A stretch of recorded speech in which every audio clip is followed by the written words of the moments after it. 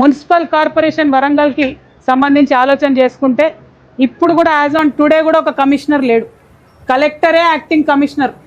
ఎందుకు లేడు కమిషనర్ అంటే హైదరాబాద్ తర్వాత పెద్ద సిటీ వరంగల్, అంత పెద్ద వ్యాపారం జరిగేటటువంటి సిటీ అయినా సరే ప్రభుత్వానికి పట్టిలేదు. 2 మంత్రులు ఉన్నారు. ముఖ్యమంత్రి స్వయంగా వచ్చి 5,200 కోట్లతోని అండర్ గ్రౌండ్ డ్రైనేజ్ చేస్తా అని చెప్తే దానికి ఇంతవరకు దిక్కు మొక్కు లేదు, కనీసం ఒక ఆలోచన లేదు. అవన్నీ పక్కన పెడితే అసలు కంప్లీట్ హన్మకొండ వరంగల్ కాజీపేట్ ట్రై సిటీకి సంబంధించి ఇంతవరకు ఒక మాస్టర్ ప్లాన్ కూడా రూపొందించుకోలేకపోయినా.